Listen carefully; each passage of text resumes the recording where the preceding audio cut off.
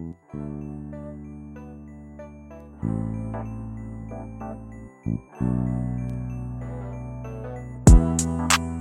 to be a hustler.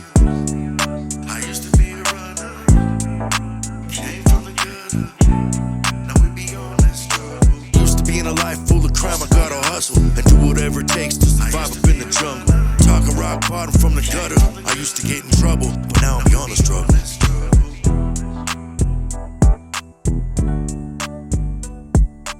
Hey everybody, it is Mark with Beyond the Struggle again. I am here with Mike Wagner. I am interviewing him to let you guys know this man here has a huge story for us today. So Mike, I want to interview you and start from the beginning of where things started for you. Your earliest memories of where things went south or where things were good. Either one, it don't matter. Well, to understand my story, it starts when I was just a child because I was adopted. Okay. I don't know who my real mother and father are. I do. The parents that adopted me. That's my mother and father. Okay. And yeah, I don't know if that had anything to do with my struggle. Sometimes I wonder because I could never sit still as a kid. I remember when I was like 3 years old, running away to the Oriental people's house that lived down the street from us in Palos Verdes. Okay. I remember knocking on their door. This was in like 1969. And they took me back to my house and my mom was mad. Yeah. You know what I mean? It was so, it kind of stems from there because I couldn't sit still. Man. I think I had undiagnosed ADHD as a child. Okay. And so, because I'd get in trouble in school, like I remember like Crafts Friday in first grade, I never really got to participate because I couldn't sit still in the classroom. Okay. And I was always making noise. I was always like, Fiddling me, the spotlight on me. Right. You know what I mean? So while the other kids were having fun doing crafts, they would get those little book order sheets that had the little paragraphs that describe the book. Yep. And they'd make me write out what it is. So I learned how to write it at a very young age. Yeah. I'm serious. That was back when you had to do the sentences on the chalkboard, right? Yeah, kind of like that. Yeah, exactly. But so I mean, I was always getting in trouble as a kid. Nothing serious, but that's why I think I had, like I said, undiagnosed hyperactive disorder. Right. You know, I got great grades as a kid. I never had homework, ever. I did it on the bus or I'd do it in the car on the way back to the house. My homework, I never had homework. So I've always had a lot of free time in the afternoons after school and stuff like that. I was a nerd, definitely a nerd. Okay. You know, but I did a lot of things just normal kids did too, like collecting baseball cards, you know, building tree forts, stuff like that. But it was like, I think, critical times in my life when we moved. Like I grew up in Palos Verdes for my first 3 years. Then we moved to Thousand Oaks in 1970. We moved from there in 1976 to the Antelope Valley. So I had to make friends all over again. Right. I never got to see my friends again. I mean, I did a couple of times, but when we go back to visit, you know, but it's like as a child starting over, that's kind of hard. Yeah. Because you don't have your friends that you were growing up with anymore. And then I felt like an outsider when we moved to the Antelope Valley. And I went to Sunnydale Elementary School, right? And yeah, I started making friends there. And then we moved from Lancaster in 1979 out to Palmdale.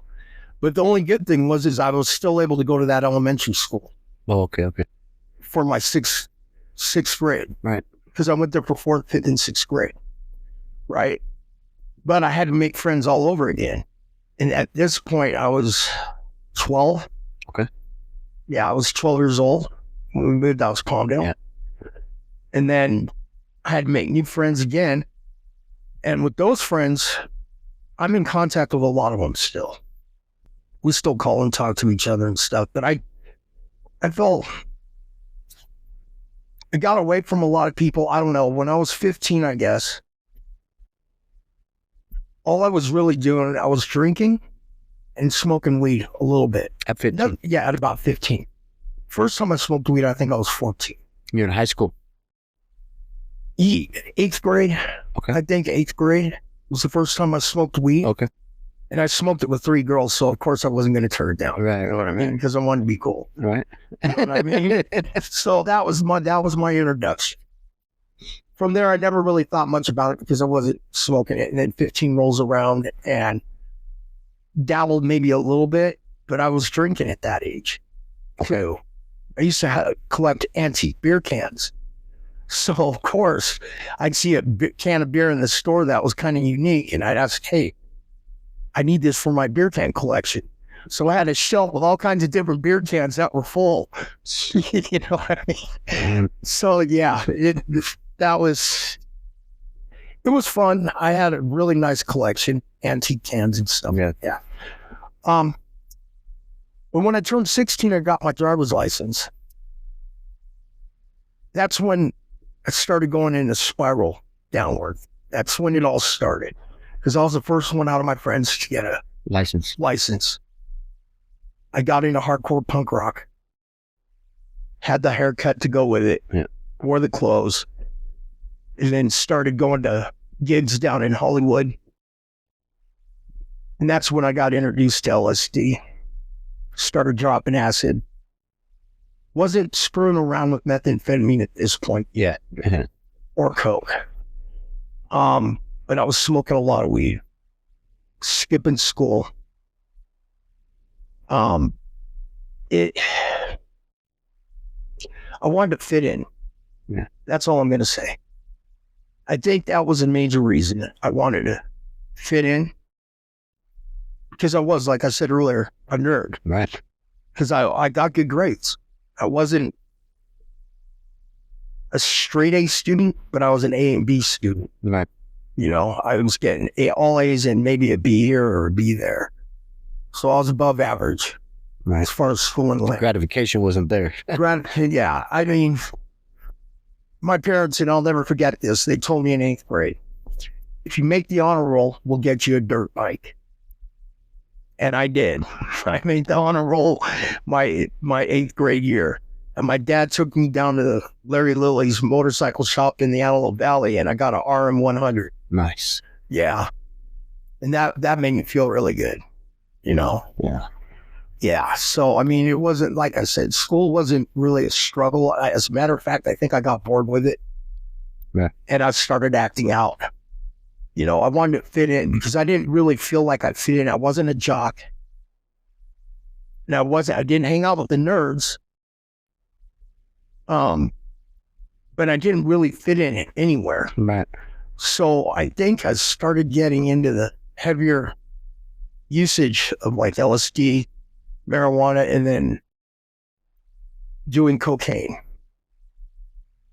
And that's where it all turned around for me. And you're about 16? You're about 16? 16. Okay. Yeah. Started doing coke. Then I started stealing from my family.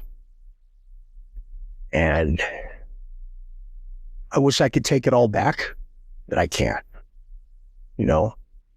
And the sad thing is my family, my mom and dad never got to see me change because it took me 53 years of change. Yeah. You know what I mean? I'm 58 now. And yeah, they'd be proud of me though now. Absolutely. I agree. You know what I mean? Yeah. Absolutely. They really would. My sister, she doesn't talk to me. She doesn't want to talk to me. I get it. Yeah. You know, maybe one day. A lot of hurt there. Yeah. You got to prove yourself, you know? Yeah. Things don't happen overnight, you know what I mean? Yeah. Yeah, and it doesn't. So I'll rewind back a little bit. I'll rewind back to my high school years. Yeah, I started hanging out with the wrong element. We'd go out to the dunes or the pit and party. Right. You know, and this was on school nights. Tuesday night, Wednesday night, in the middle of January, there'd be 200 people around a bonfire. We'd be drinking beer, doing coke, smoking weed. And then I stopped going to school. I started cutting class. And I was able to hide it all the way from the end of my 10th grade year, all the way through my senior year. My family had no idea. Yeah. And I don't know if I was doing it to numb some kind of pain that I didn't know I had. But like I said, I think mostly it was because I wanted to fit in. Right. I wanted to be a part of the cool crowd. Yeah. So from when I started first using, it led me into dealing marijuana. Just small amounts, selling eighths, lids, whatever you want to call it. Right. You know what I mean?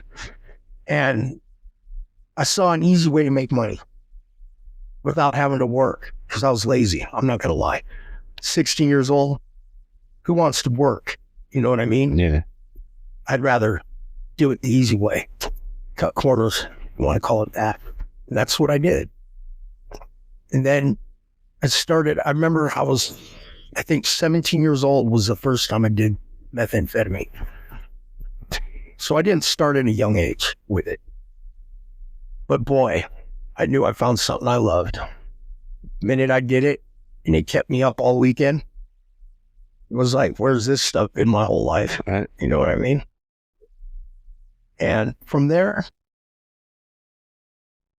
it got bad. I went downhill quick.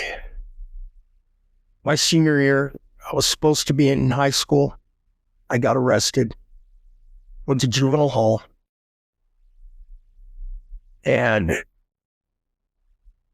I'll never forget sitting in juvenile hall, and this one guy, he goes, and I'll never forget this as long as I live, he goes, once you're in the system, you're always in the system. It's funny. I heard the same thing.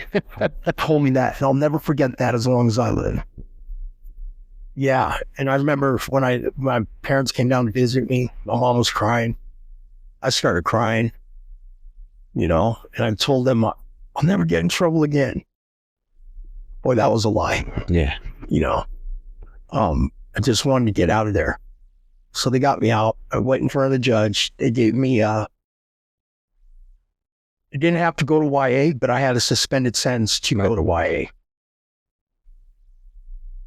And the only reason why I didn't go to YA later on is because I turned 18. This happened in October of 83, I believe.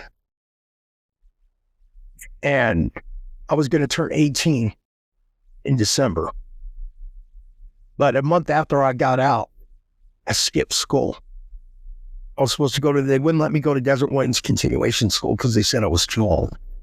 They made me go to the adult school right next to it. Okay. Yeah, and all my friends went to Desert Winds. You know what I mean? Yeah. All the screw ups. All right. Right. So I cut class. And I'll never forget, I was at the house.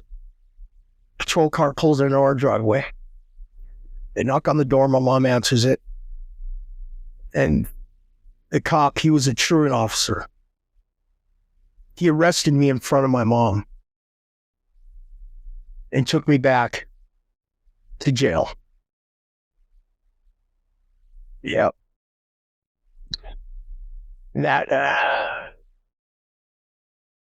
From that point, I knew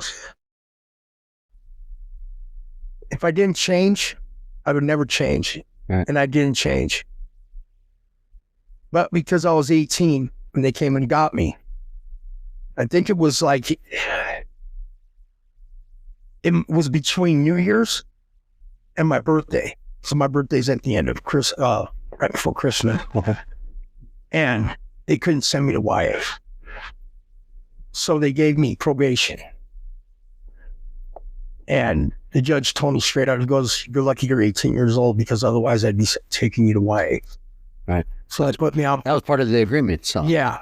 So because I was 18, they couldn't send me to YA because they don't take adults. Right.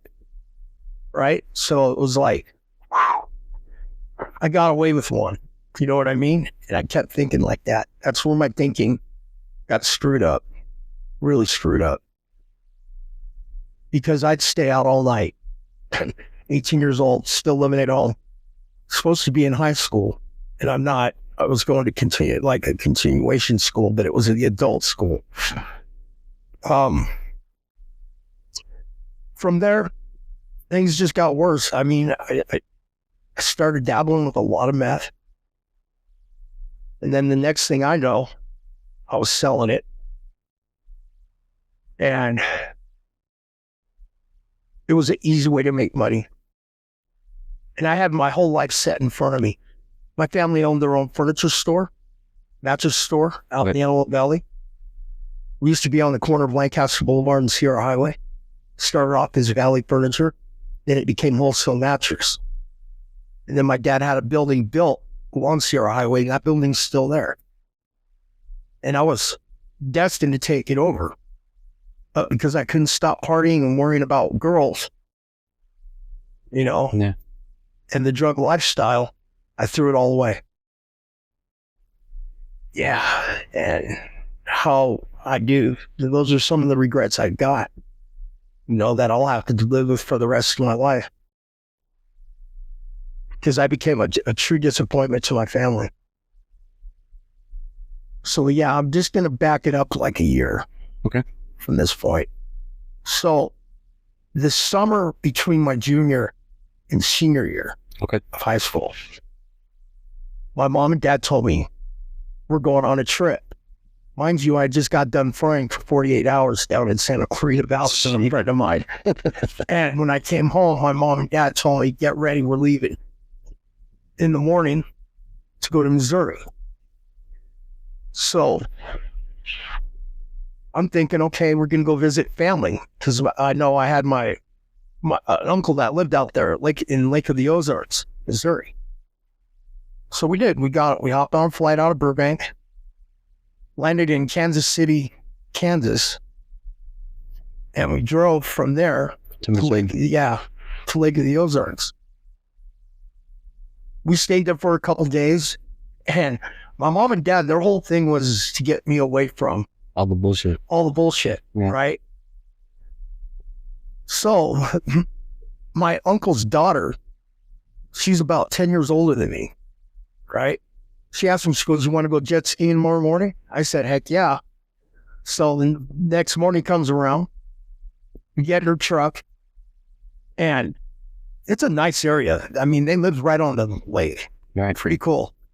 So we drove to our friend's mobile home, right? And they go, you like fireworks? I said, heck yeah.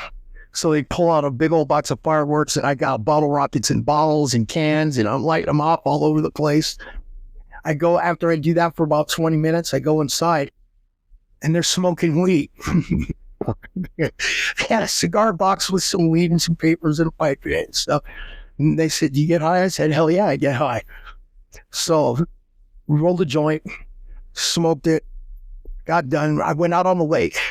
First time I ever been on a jet ski. It was one of the stand-up ones. Telesocks jet skis.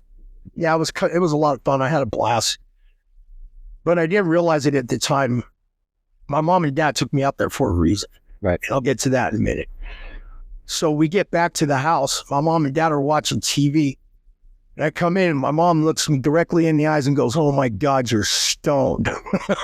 I said, oh, crap. Right? So now I'm feeling all self-conscious and everything. And I'll never forget, I could feel eyes burning in the back of my head because they were each sitting in a chair behind me. Yeah. And I had a big old pillow, and I was watching the TV like this. Yeah. And they were just like, we go 1,600 miles away. And you still find it. And you're still getting high. Yeah. That was the last straw with my mom and dad.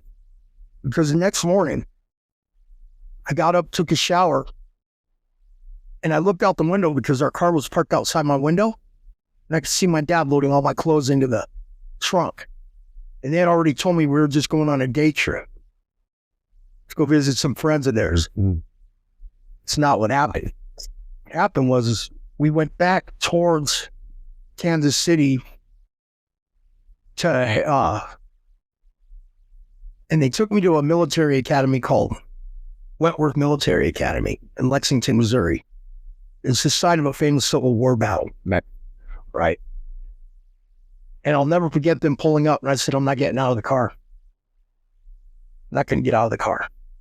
And I started cussing my mom and dad out, using foul language, but I'll never forget that. Made my mom cry. My dad just shaking his head. But they finally got me out of the car and took me in. And I was going there for the summer to this military academy. And I did. But because of my way of thinking was so screwed up already, it was like I knew how to beat the system there too. Right. And after just 1 week there, pot was everywhere. Right. You know what I mean? It just was. It wasn't like I had to go out looking for it. I was doing everybody's homework for them in school. Yeah. And I was there for about 2 months. And I learned a lot while I was there, actually. They say hindsight's 20/20, whatever. Yeah. You know, and if I was smart, I would have stayed. Right. Because, and my dad told me this, he goes, if you stay, he goes, I'll get you an apartment off campus when you graduate, and I'll buy you a Porsche. I'll never forget that. Mm-hmm. Yeah. Opportunity after opportunity. Opportunity after opportunity. But I was so worried about getting back to my friends.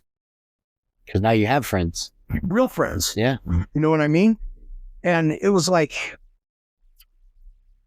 the guy that they had bunked me with, we were right next door to the captain. And me and this guy, I can't remember his name, we got in a fist fight in our room.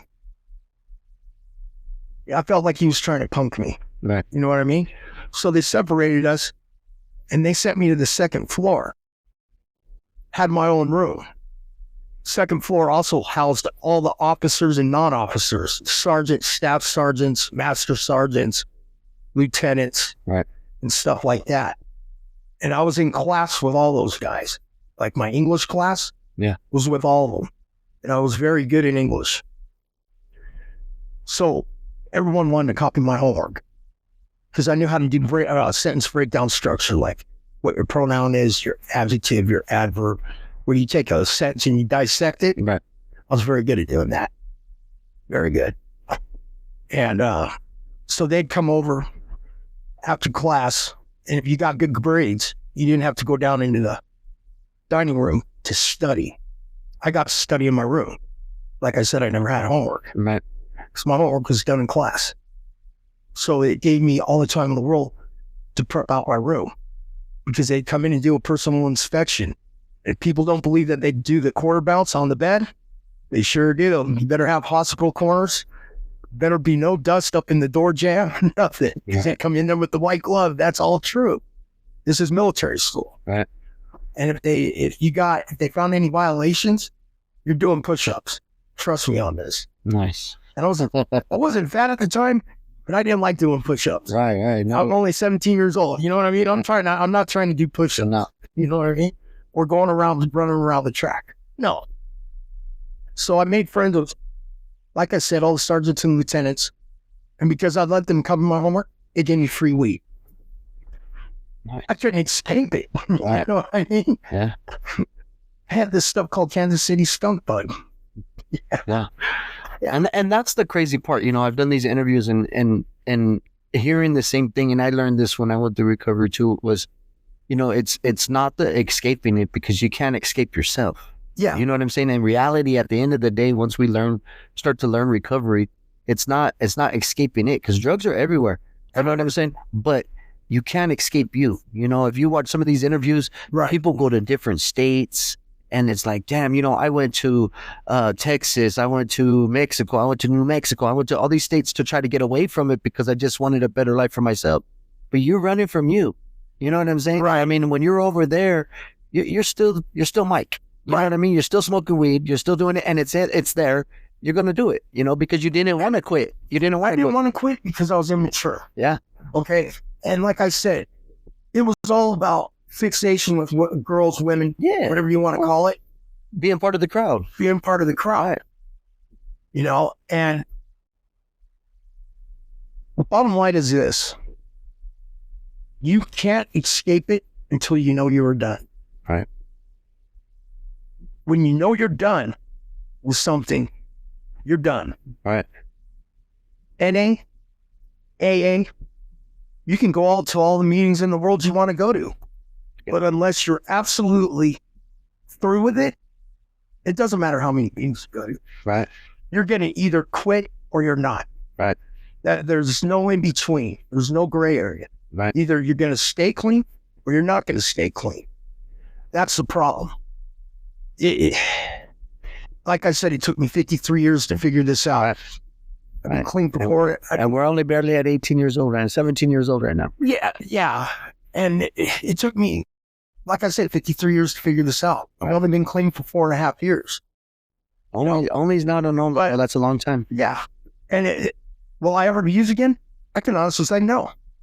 I will never touch that stuff again as long as I live, because the rest of my track record, I can't. Right. Because there is no more jail. There is no more prison. It's death. Right.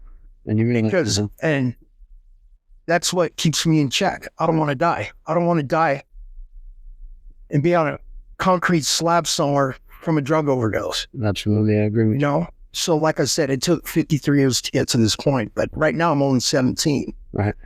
And it's the immaturity part of how my thinking was. Right. Now, did the marijuana and the acid manipulate my brain?